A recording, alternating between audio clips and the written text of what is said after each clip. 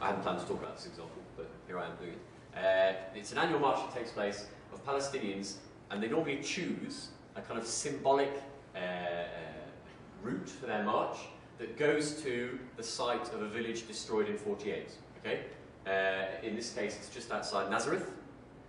There was a march involving family, you know, kids, women, men, the whole lot, politicians, religious leaders, Muslim, Christian, Jewish as well. Great march and a rally, and then at the end there had been a counter rally by right-wing elements from the Israeli Jewish community who set up a counter rally opposite it. Right? Unfortunately, what happened was that there was a kind of verbal confrontations, and the Israeli police used rubber bullets and tear gas on this rally.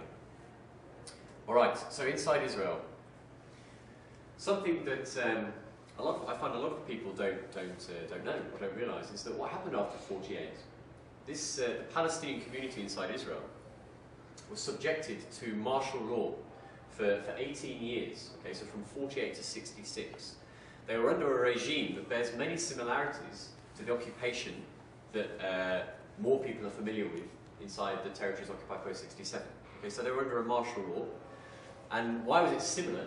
Well, because there were, for example, the military divided up territory that contained a large proportion of the Palestinian minority, for example, the Galilee. The Galilee was divided up into units, kind of administrative units for the military. The Galilee was divided into 58 different units. I mean, the whole country is not very big. You know, the Galilee is not a big area. It was divided into 58 different units.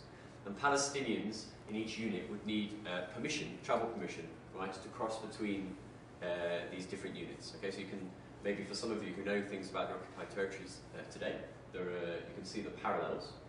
And under this martial law, it was also possible for Israel to clamp down on political dissent. You know what dissent there was in this shattered community. Martial law was also used, and other legislation was used for land expropriation. And land expropriation was probably the defining characteristic of the state's relationship with its Palestinian minority. Okay? Since 48, there's been around 30 different statutes that the Israeli state has used to expropriate land from its Palestinian minority. So by the time you get to the mid-1970s, so you know, you're talking 30 years or so after the state's creation, the average Palestinian community inside Israel, remember these are citizens, right? The average Palestinian community inside Israel had lost between 65 to 75% of its land, okay, villages and towns within inside Israel. Various means were used to implement this expropriation. And the reason why, of course, was that the intention was to build towns and villages and kibbutz for the Jewish population.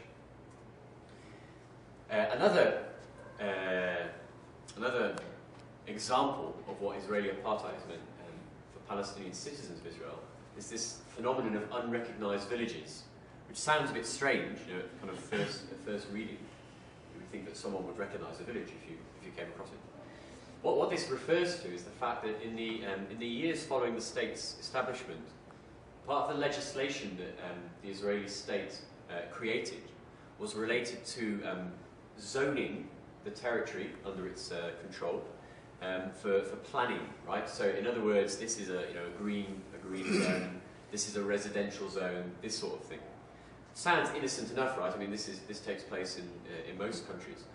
But what happened was that was used in a sinister way, right? Palestinian communities and Bedouin communities that already existed were marked as being in non-residential zones. So in other words, technically they didn't exist, right? On the maps, on the official maps, they weren't listed because they were in a zone that wasn't for living, which meant therefore that they weren't connected to official infrastructure, right? They couldn't be linked up to basic utility services, this sort of thing. So these villages, these communities, which are about 100, ever since have faced a battle, to get even very basic services, you know, and often they have to do it illegally because they're unrecognised, right, and they don't appear on the map. It's very, I mean, which is interesting itself, okay, you know, even symbolically speaking, moving beyond the material, it's symbolically potent, right, that part of the kind of key legislation that Israel was implementing was to erase Palestine from the map. Yeah? The Israeli state set up a committee very soon after the creation of the state, a naming committee, yes, to give Jewish names to the Arab name, to replace the Arab names with Jewish names. And one other example I'm going to give you is present absentees, which looks like an even more bizarre construction than unrecognised villages. Yeah? A present absentee refers to Palestinian citizens of Israel who left their home, their town or their village, you know, during 1948, but they stayed within the borders of what then became Israel. Okay, so unlike the Palestinian refugee population, who found themselves the wrong side of the new border and were forbidden from returning, they were kind of like an internally displaced people. You know? Why were they internally displaced? Well, because they came under the same legislation that was passed in order to keep the Palestinian refugees outside of the state out. They fell under the same, in the same category as people who had left their home, right? But that meant that they couldn't go back, even though they were still within the state, even though they received citizenship, they couldn't go back to their original homes and communities. So they became what was called present absentees. In other words, they're present, physically speaking, within the state, and they have citizenship. They're absent in the sense that they came under the absentee property law that Israel implemented. Before I move on to the occupied territories, I wanted to give one kind of case study or example just to try and you know, flesh it out a little bit. Targeting Nazareth. Nazareth is the biggest Palestinian city within Israel. Okay?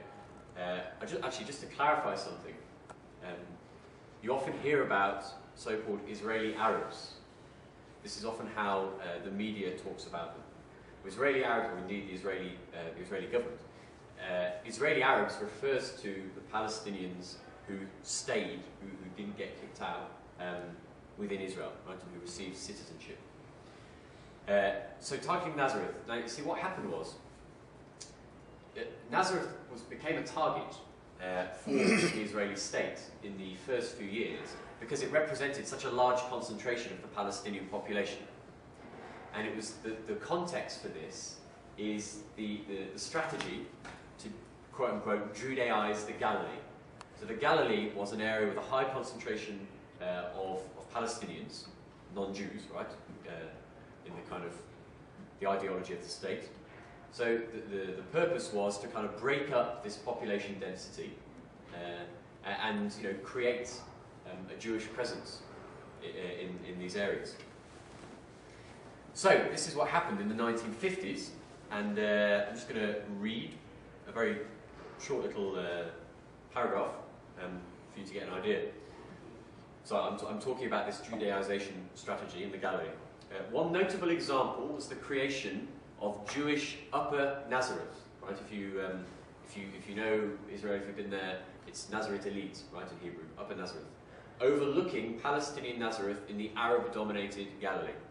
In 1953, one government official crystallized the official thinking of the time. This is a quotation. The only chance of making Nazareth a partially Jewish city is by consolidating the state institutions there. It is a colonizing act with difficulties, but without it we will not be able to Judaize Nazareth. End quote. The Israeli government used a law called the Land Acquisition for Public Purposes Ordinance. You'll often find that these things have got nice names, you know, like collateral damage and this sort of. In order to confiscate 1,200 dunams in and around Nazareth in 1954, claiming that the seized land would be used in the public interest, you know, as the law appears to be saying. In the end, only 9% of the land was used for government offices, and the rest became the foundations for Upper Nazareth. And interestingly, if you look in news reports over the last couple of years, Upper Nazareth and Nazareth has become an area